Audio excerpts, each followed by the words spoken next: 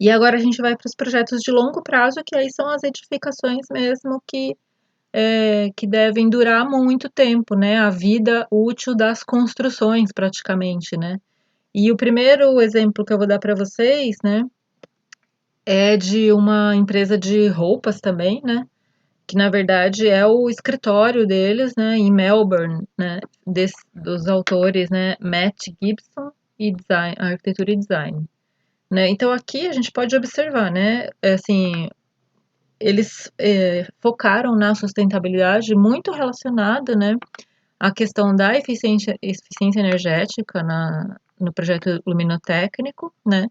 Mas também nessa questão desses materiais, né? Então, por exemplo, né, esse balcão com a madeira aparente, né, o tijolo aparente, sem mais uma camada de material que seria um reboco, né, um revestimento nessa parede, né, se não for necessário. Aqui um piso de cimento queimado, materiais simples, né, na sua aparência é, original, né, sem revestimento, sem acabamento, né. Essas estruturas aparentes, né, aproveitando aqui também a iluminação natural, né, embora tenha essa iluminação complementar, né. Então, o recurso, né, que eles utilizaram é muito mais nesse sentido, né. O teto branco que ajuda a aumentar a iluminância do ambiente também, né, e contribui para que a demanda por energia para iluminação artificial seja menor, né. Nesse caso, né, como que a gente faz para responder aqui, né? Qual o propósito, né? Atender a demanda do escritório de uma marca que comercializa calça jeans vintage. Por quanto tempo? Longo tempo, né? Água e energia, luz natural por meio de sheds, divisórias e paredes baixas para a luz penetrar em todo o ambiente. Então, essa questão da iluminação natural e do aumento da iluminância no ambiente, ela foi bastante bem pensada, né? E essa questão de não terem só ambientes fechados completamente, né, ajuda muito a compartilhar e que essa luz natural, né, ela possa ser mais bem aproveitada no ambiente como um todo, né, por vários setores aí, e o que faz diminuir a demanda por energia para iluminação artificial, né. Materiais: tijolo reaproveitado e madeira de demolição. Métodos construtivos: recuperação de um galpão industrial sem uso, retirada de material não desejado para evidenciar a estrutura do telhado, né? Então eles só adaptaram, né, esse ambiente que era um galpão abandonado, um galpão sem uso, para esse escritório, adequando poucas coisas, né, mas mantendo ainda a proposta original da edificação, que era de para não perder essa história, que era de um galpão industrial, né? Mas em alguns lugares ali eles revestiram, né, com superfícies claras, brancas, para aumentar essa iluminância do ambiente, diminuir a demanda por luz artificial. Como funcionará? Ambientes que precisam de luminosidade alta foram posicionados próximos às janelas ou às clarabóias, né? E depois, quando não for mais necessário, materiais duráveis que podem ser reaproveitáveis ser retirados com cuidado. Então, essa também é uma outra questão. Quanto mais material a gente acrescenta, então aquela parede de tijolos, né? Mesmo que a parede de tijolos ela seja construída com o cimento nas juntas, né, é possível bater para desmontar essa parede, né, sem quebrar tudo e transformar aquilo tudo numa montanha de entulho, né.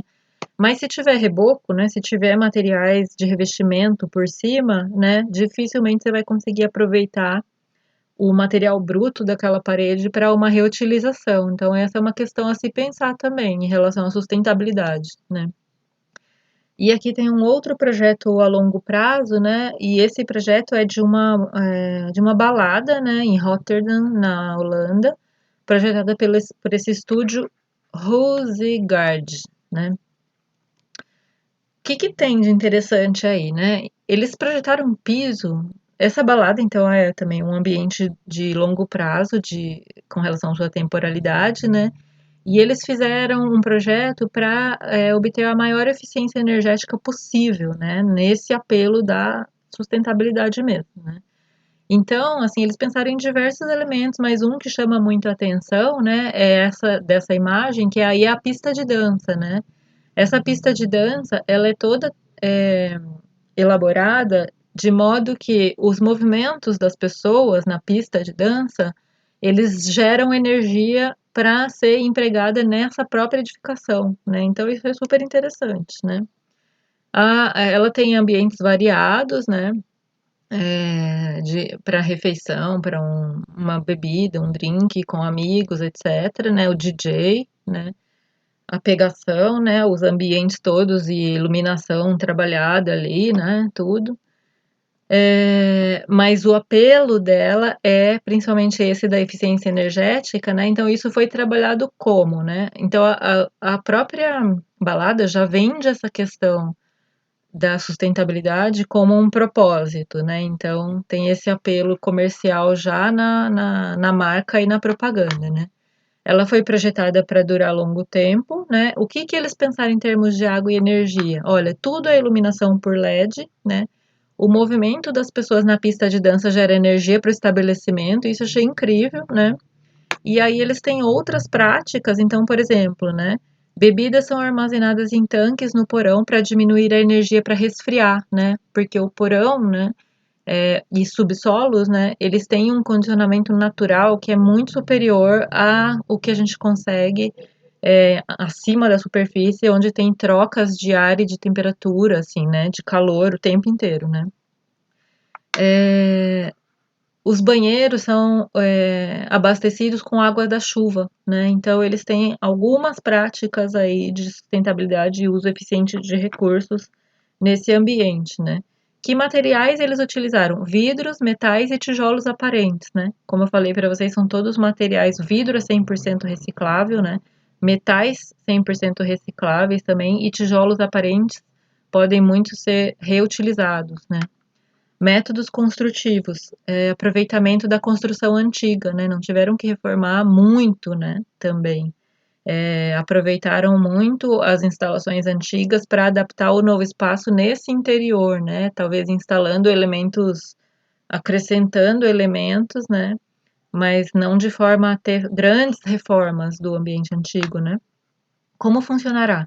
Bebidas servidas em copos recicláveis, comida orgânica. Então, eles têm totalmente esse apelo comercial mesmo dessa questão da sustentabilidade. É o mote dessa balada, né? Tubos transparentes que mostram a água da chuva armazenada, né, para utilização. Pista de dança que faz com que os usuários controlem os LEDs.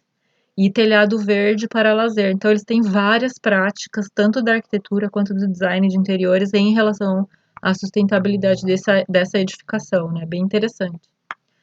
E quando for desnecessário, materiais podem ser reutilizados ou reciclados, tá? O que eu posso resumir para vocês, né, como boas práticas, então, quando a gente vai pensar em projetos de longo prazo, né? Preferencialmente, utilizar materiais com baixa energia incorporada, mas com possibilidade de adotar materiais de alta energia incorporada quando os benefícios ao longo do tempo forem grandes. Para a gente sempre adotar uma prática que a gente sempre deve pensar para a gente adotar materiais de alta energia incorporada, isso tem que compensar quando a gente pensa no custo do ciclo de vida, né? Então, eu posso usar um material de alta energia incorporada desde que eu vá dar uma utilidade longa no tempo para ele, né? E desde que eu possibilite também a reutilização ou reciclagem no final de sua vida útil, né? Então a gente tem que contrabalancear, assim, né? Se o projeto for durar pouco tempo, não tem por que utilizar um material que consumiu muita energia para estar ali, né? Para durar tão pouquinho tempo. Depois, né? Uso de madeira certificada ou de reflorestamento, isso a gente já falou tanto, né? O uso de madeira de manejo, ele é uma prática de sustentabilidade, né?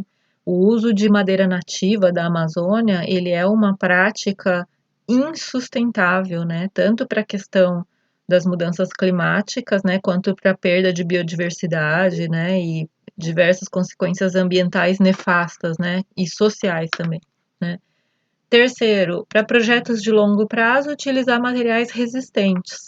Quarto, quando for reforma, aproveitar ao máximo as estruturas e elementos existentes no local, né? Então, o que a gente pode fazer para não precisar demolir e tirar material de lá?